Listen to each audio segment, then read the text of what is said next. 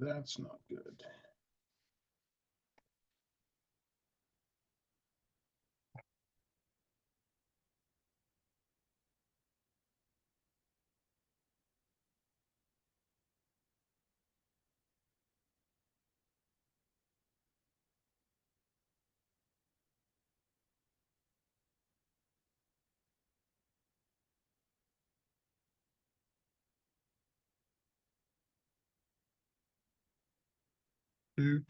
Do. Morning, everybody. Good morning. A little early, 5 minutes. Well, can never be too early, Dan. Okay, Brian. Hey, Frank. Hey, Deborah. Hello, how are you doing? I almost said the early bird catches the morning. worm. You know, all those sayings about I early. like worms. Oh, Mayor's here.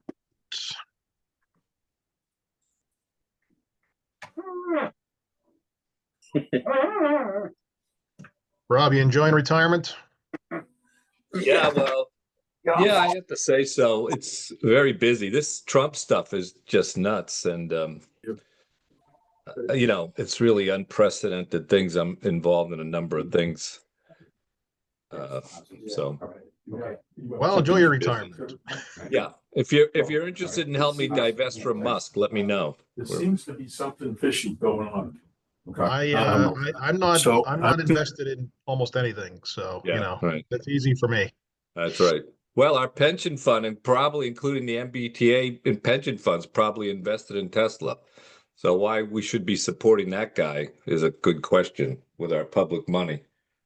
Well, So- I will leave that debate to you and the Yeah. good people of Right. Ashland.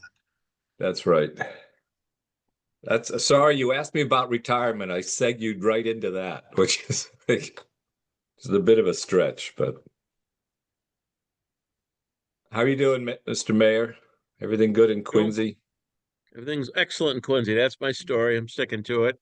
Very We have a lot of big Quincy 400 celebrations this year for It's nice. 400th anniversary, so it's fun. Great. Congratulations. To the high school 400. graduation last night, another one tonight. A big parade Saturday. The weather is looking tough. Yeah. So Yeah. one thing we can't control. My daughter Saturday's not good, huh? graduated All right. Sunday, and the rain held off long enough, so we were very happy to not be soaked. So And in fact, today is her birthday. She turns 18 today. So Very nice. wow, big day. Congratulations, Congrats. Dan. yeah, she So never Dad got doesn't to know call anything, herself. right? Yes, I know nothing. I know nothing. She's a little bummed. She never got to call herself out of school because you have to be 18 to do that. So, oh well. Oh, well, that's right.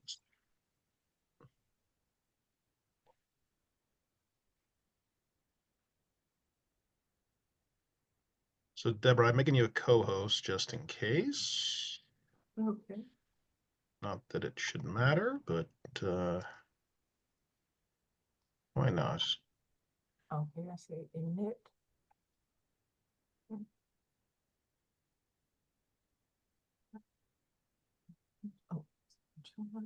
Hey, Isabella. Good morning. good morning. Good morning, everyone. Isabella just celebrated her 1-year work anniversary with us. How many Congratulations. does it feel like? Feel like 5 years? He wants to go back to college in the worst way, I'm sure. But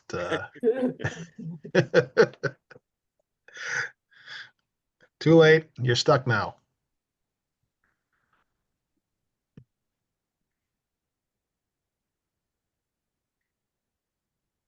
All right, folks are starting to come in. Here we go. Very good. Hey, Brian, good morning. How are things in Duxbury today?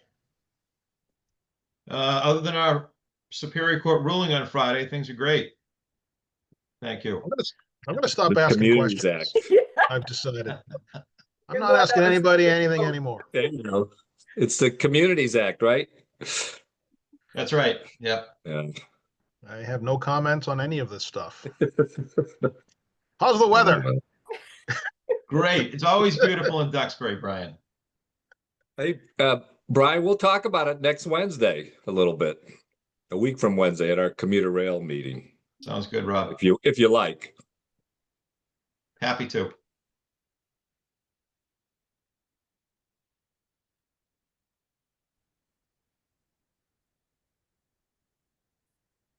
Seems like it's always raining in Plymouth whenever I drive down Route 3, but never in Duxbury. It's by design.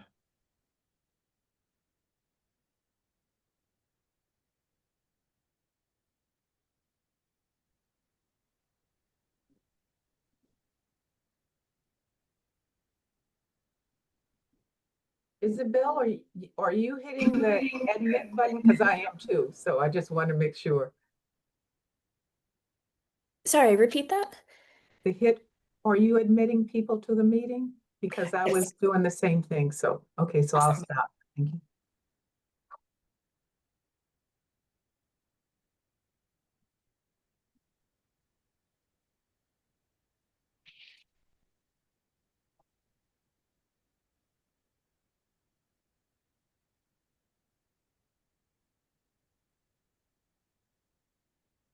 Brian, are we ready to roll?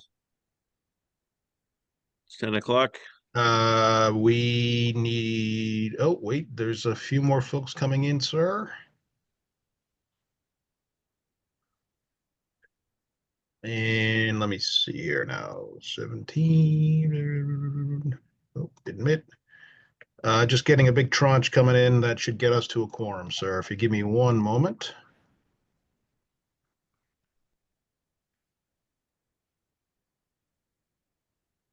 Okay. We're putting our names in the chat, Brian. If you please, put your name in the chat, and if you are able, also in your picture, that would be very helpful. Mr.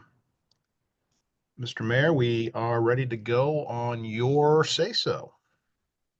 Okay, let's do it. Call our meeting of the advisory board to order, June 10th, 10 o'clock a.m. meeting. So call the order. At this point, do you have a flag, Brian, for the How about screen? that one? Oh, what happened? You used to have that nice Very one that was nice. flying. I was trying something new. No? Okay. We'll get the flag flying.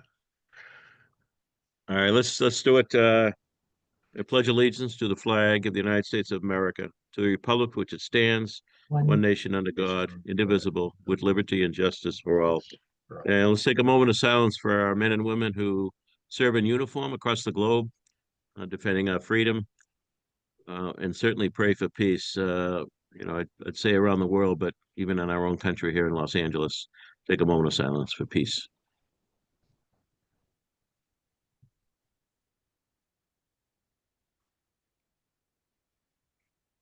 Thank you, everybody. We'll move on to the first item, which is the minutes from the May 16th meeting. Do I have a motion to approve? So move. Second, Second. all those in favor? You can raise your hand Aye. or say aye. Aye. Opposed? The ayes have it.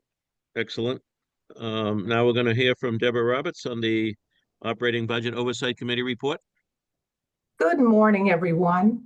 Morning. Massachusetts General Law, Chapter 161A, Section 20, provides for the MBTA Advisory Board to conduct an independent analysis and oversight review of the MBTA's proposed annual operating budget. MBTA staff presented a first draft of the fiscal year 26 operating budget to the MBTA's Board of Directors Audit and Finance Committee on April 17th. At its April 24th meeting, the Board of Directors authorized the transmittal of the draft fiscal year 26 budget to the advisory board for its review. MBTA staff formally presented the draft fiscal year 26 operating budget to the full MBTA Advisory Board at its May 16, 2025 meeting. At this meeting, the Advisory Board voted to review the budget to the Operating Budget Oversight Committee, with a charge to review it, report back, and make recommendations for the full advisory board's consideration. The Operating Budget Oversight Committee met on May 22nd, May 29th, and June 5th to provide direction to advisory board staff on drafts of this report and approve its final version. Should the full advisory board approve this report and recommendation today, it will be presented to the MBTA Board of Directors by myself and Executive Director Kane at its June 12th meeting. The MBTA's fiscal year 26 operating budget's deficit or surplus will depend on which version of the Commonwealth's fiscal year budget is ultimately approved by the House and Senate and signed by the governor. Each version of the fiscal year 26 state budget offers significant increases in state subsidies to the MBTA, which will replenish their deficiency reserve funds and possibly close projected budget deficits in fiscal year 27 and fiscal year 28, depending on the total amount appropriated. Under the governor's proposal, projected revenue of $3658.7 billion, $3230.8 billion in expenses, an additional $78 million is internal cost savings, projected surplus of $505.9 million would be transferred to the deficiency fund for use in reducing future operating budget deficits. The House and Senate numbers, as you can see from the chart, we can go to the chart, okay.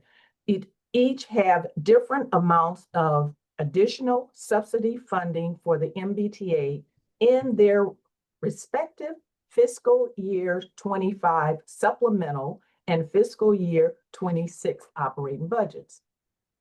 Even with the challenge of carrying a deficit with the state's contributions, the MBTA's fiscal year 26 operating budget is a well-structured plan that prioritizes service continuity, operational improvements, and workforce expansion. We believe continued legislative support and in-depth management and scrutiny will be crucial to maintaining and improving public transportation in Greater Boston.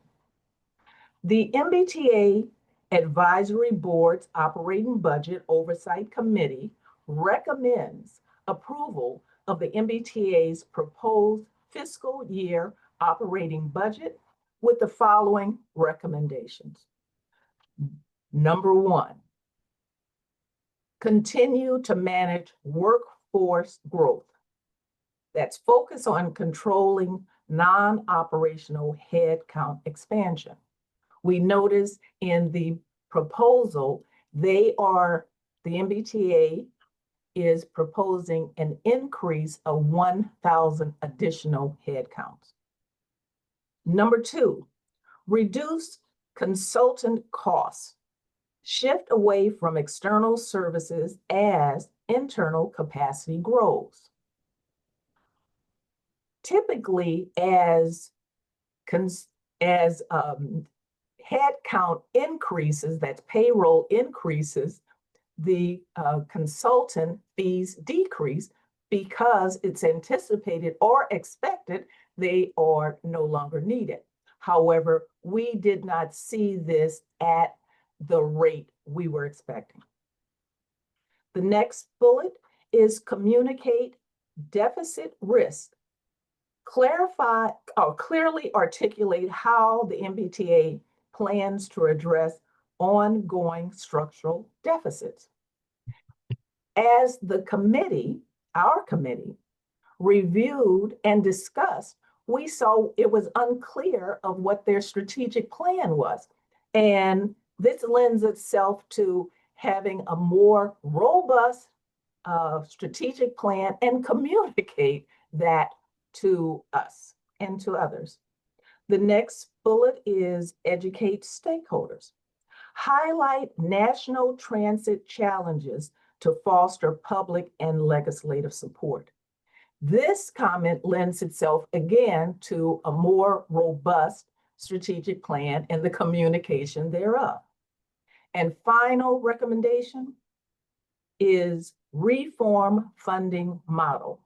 Initiate a dialogue on replacing the outdated forward funding model with a sustainable long-term approach. This is an area that Brian has talked about over the years. It's born broke debt. It was one topic he used, and always broke, not sustainable. Basically, it was debt that was transferred from the Commonwealth to the MBTA. So with that, I would like to personally thank the committee members. That is the MBTA Advisory Board's Operating Budget Oversight Committee. Thank you very much for working together collaboratively to develop these joint recommendations. And now I would ask our chairperson, Mayor Cope. I ask for a vote or a discussion. Thank you very much. Thank you, Deborah. Thanks for the work on it. And again, as you suggested, thank you to the committee as well. There's definitely a lot of work in here because it's a lot easier when we have a budget that finally makes some sense. We appreciate the work of the governor, House and Senate. This is a huge step forward for the operating budget, a huge step forward. I can't emphasize it enough. And in talking to our legislators, one of the key reasons is Phil Lang. He's brought great credibility and integrity to the job, and I think he's proven that the T is ready to move forward. And Phil has made incredible progress on dealing with the myriad of issues, as we know, just looking at the news once or twice a week with the happenings on the T. But so at any rate, thank you, Deborah, for your work and the committee's work. Does anybody have any questions of Deborah? Rob? Thank you, Mr. Mayor, and thank you for the work on this. I just had a question about the consultants. Was there any special example of growth in consultants that you guys noticed or noted in your review? I did not see an overarching list of consultings and what their role was. However, I will defer to Brian, Executive Director Kane. He may be closer to that information than I am. Well, thank you, ma'am. So Rob, yes. So you would expect as headcount increases that the overall amount spent for services for independent third-party consultants would go down. That line item is still continuing to grow, and it just seems a little counterintuitive. So I was just wondering if you noticed any kind of activities, particularly. Of course, probably the biggest consultant is Keola's commuter rail manager. So, but I presume there's nothing, no anticipation of changing that structure, right? no, that's a different line item. So we were really focused on within the material supplies and services sort of category. There's a services line item. The T suffers from what I like to refer to as the consultant industrial complex, where there is this sense that unless you hire a third party to validate your findings, it doesn't matter, it doesn't count. Obviously, that gets very expensive very quickly. And so what we had hoped to see was a sort of overall decline in that as in-house expertise increases. Now, maybe that is something that is in the works, and we expect to see a greater decrease next year in that line item. But we're not quite there yet, although having spoken to folks internally, I know that is the goal of the authority, and General Manager Ang's plan is to eventually have those lower.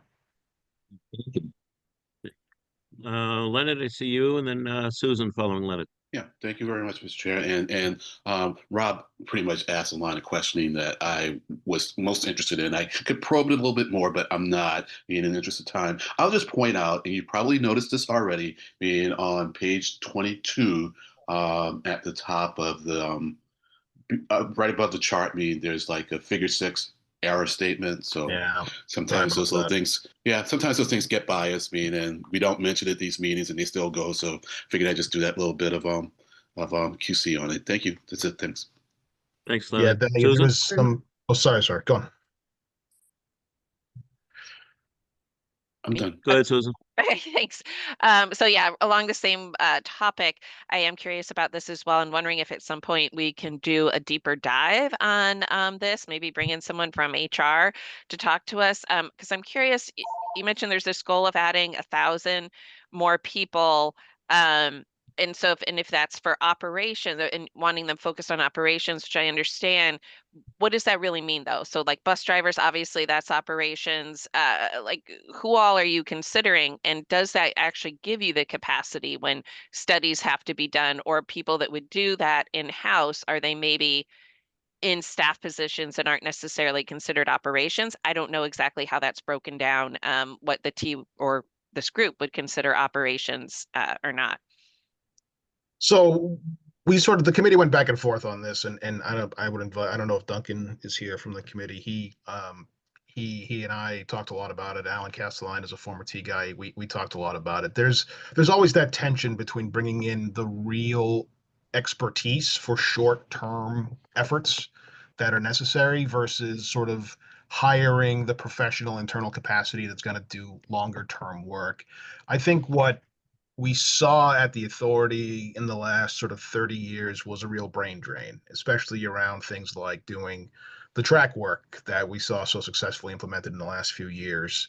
I always like to note that in the 1980s, the T extended the red line on both ends while depressing the orange line, massively expanding commuter rail, and fixing up bus quite a bit, while doing most of it with in-house expertise. Most of that expertise walked out the door in the 1990s for various reasons and wasn't replaced. And to build back that capacity in order to do things in-house is necessary if we want to bring public transportation in this region back to where it is.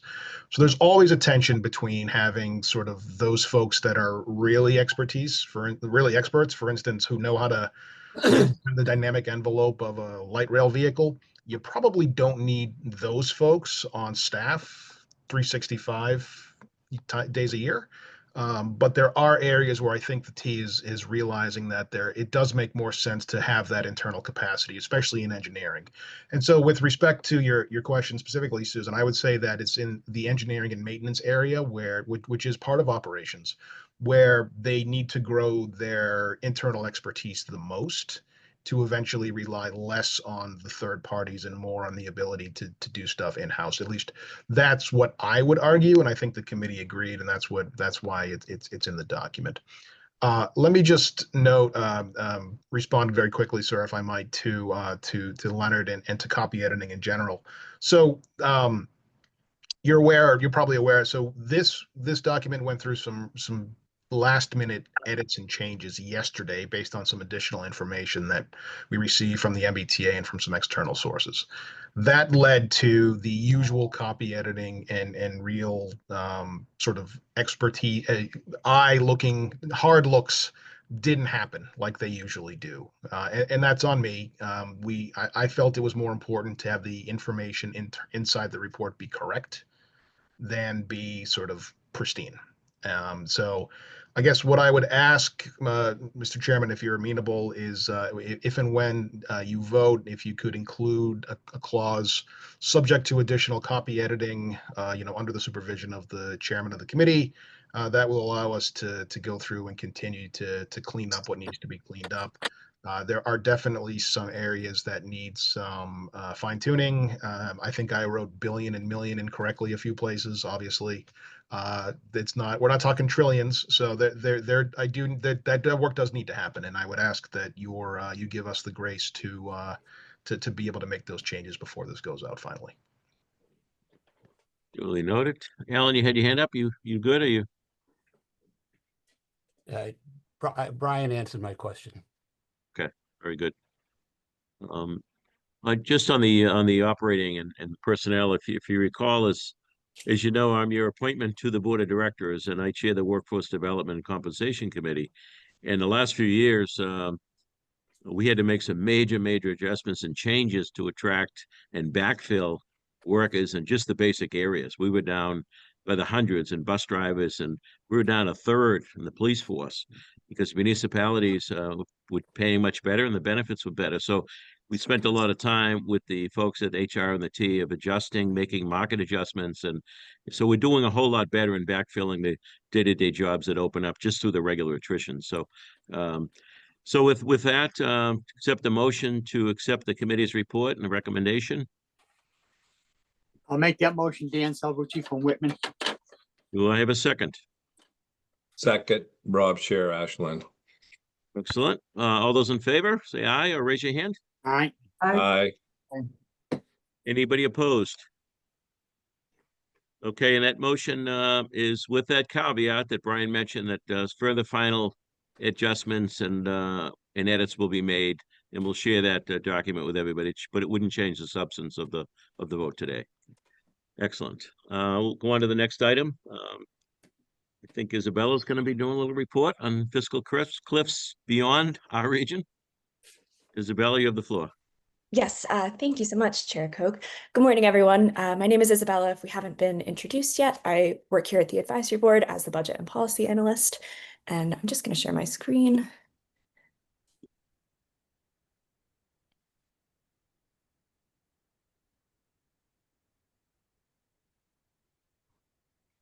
Yes, great. Okay. So we wanted to today follow up the Operating Budget Oversight Committee's report by expanding briefly on one section in the report, which is we did a bit of a peer comparison, looking around at the fiscal state of the agencies around the MBTA. And this year, with generous funding proposed in all three branches of the state government, the advisory board's oversight report doesn't warn of a multi-$100 million deficit, as it frequently has since 2020. However, the financial projections show that the T is not permanently out of the woods, and the experiences of its peer agencies right now serve as a warning of a broader funding crisis for public transit agencies across the nation. These are problems that have long plagued our nation's transit agencies. I believe Brian wrote a very similar report comparing a number of agencies 10 or 15 years ago that painted a similarly bleak outlook. However, rising inflation and post-pandemic ridership losses have certainly exacerbated these issues. So in this brief presentation, we'll be taking a look at a couple of agencies, the state they're in, and then looking specifically at the political will of the state governments of those agencies, as well as the funding structures and their inadequacies, as these two are points that we looked at a lot in our own report this year. So first, this is just a bit of a visual picture. In the top left, these are the cuts. Deborah mentioned briefly in her report that SEPTA is facing about 45% service cuts. This is their visual of what these cuts are going to look like. All of the services in red will be gone by next January on their current trajectory. And then on the lower right hand, this is from Chicago. The Regional Transit Authority has invested a lot of money in an advertising campaign right now. This is a screen grab from about 30-second ad that they've pushed out, appealing to their broader ridership to ask legislatures for more money. So beginning with SEPTA, which is Philadelphia's regional public authority, operates for nearly 4 million people throughout 5 counties around Philadelphia. And they have announced a $213 million budget deficit that starts this July, so less than a month now. And between service cuts planned for August and planned for this coming January, that will total a 45% reduction of their service of bus lines, of regional rail lines, a 21.5% increase coming after an additional fare increase that they had to enact just last year, as well as a complete hiring freeze, and this service will cut crucial lines to a lot of universities in the area, as well as cutting connections to various Amtrak lines that head towards Philadelphia. The budget proposal in Pennsylvania is still in negotiation currently. However, from all sides, it has been expressed that there is disagreement between the governor, the House, and the Senate, with the governor proposing last year a large increase to the amount of the sales tax revenue that mass transit agencies in Pennsylvania receive, which stalled in the Senate last year.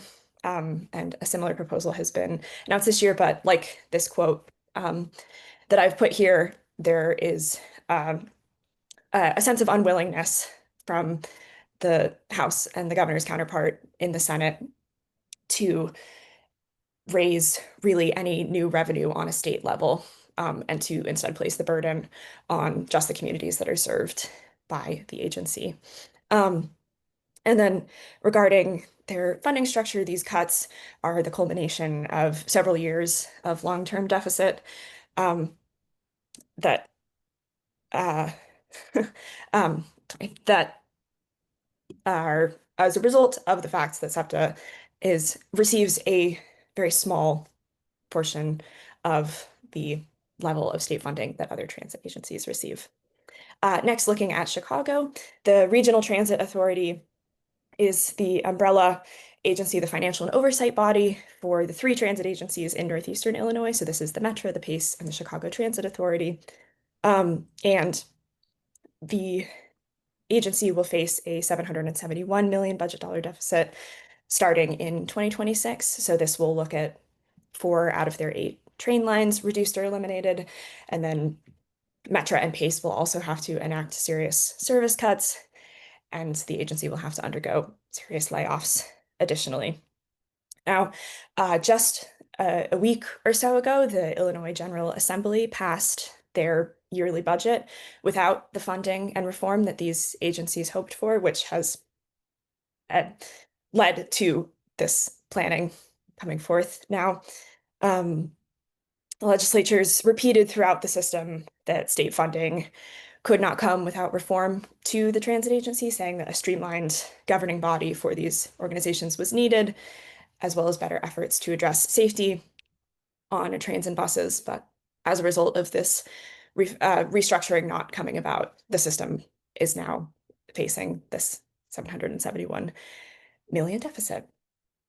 And then for the last 2 agencies, these are an additional comparison of 2 agencies that are currently in a better position, much like the MBTA, but faced just as recently as last year, massive budget gaps as well. And just a quick look at what they did, what happened. So in Washington, D.C., there was a $750 million budget gap in 2024. This budget was balanced with a 12.5% fare increase and a large increase in the amount provided by their regional partners, which is the District of Columbia, Maryland, and Virginia. So all 3 jurisdictions provided hundreds of millions of dollars of additional funding to help meet this budget gap. And then in New Jersey, a similar story. There was a $106.6 million budget gap in 2024, and this was closed with a 15% fare increase and a proposal for $800 million a year extra from a new corporate tax. And finally, this presentation also serves as a bit of an introduction, as the advisory board is really excited to begin working on a bit of further research with Boston University and their initiative on cities, their Metro Bridge program, which works to partner Boston University classes and professors with local government agencies to assist them on some further research. And so we are excited to work with Professor Bahar's Economics of the Public Sector class in the fall to really dive a bit deeper into the issues shared, the fiscal issues specifically shared by the MBTA's peers, what their deficits look like, and begin to draw some conclusions about what they will look like in the future and what solutions might be at the T's proposal. So we are still in the creation phase of this project. So we also wanted to open it up to members that if you have any thoughts about specific topics that might be interesting for research or any ideas at all, please feel free to reach out to me, to reach out to us, and we'd be happy to discuss and bring any of the ideas of our membership to the professor and to this project. So that's all from me, Chair. Thank you. Thank you, Isabella. I appreciate that. And I know over the last couple of years, we've been talking about this fiscal cliff. So I certainly feel better looking around the country about the adjustments that we've been able to make, thanks to the governor, the House and the Senate, in addressing our fiscal cliff. So it's good to know what's going on around the country. I think it's helpful, keep things in perspective. So thank you for the good work on that. Is there maybe questions on that, Isabella? Okay, seeing none. If anybody has any comments or questions later about the BU connection, feel free to reach out to Isabella or Brian on that. Oh, Susan has her hand up. Sorry, it took me a while to formulate my question here. One thing I think would be interesting as a follow-up at some point is, where is transit funded well? Do we have that information at our fingertips? How is it organized? That would be, I think, interesting to see. Thanks. Probably tough to find. Yeah, that could be. I mean, where in the world? So not just the US. Sure.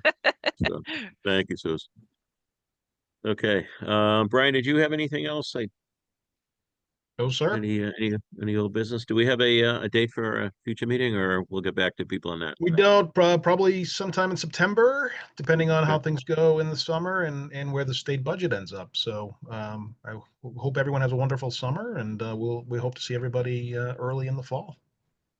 Jack, could I just make a quick announcement about our reminder? The MBTA, the Commuter Rail Committee, is meeting next Wednesday at 2:00 with and thanks to Hannah and Brian and the advisory staff for setting it up. We expect to hear from Keolis and MBTA commuter rail leadership. So that's a great opportunity. If people are interested, I'd urge you to come. That's next Wednesday at 2:00 via Zoom. So thank you. Thanks, Rob. Excellent. I will echo what Brian said. Waiting for summer to start, but once it starts, I hope everyone has a good one. And get some time off with your families. So with that, I'd accept the motion to adjourn. Moved. Second. All those in favor? Aye. Aye. Opposed? The ayes have it. Thank you, everybody. Have a great Thanks. summer. Thank you. Bye.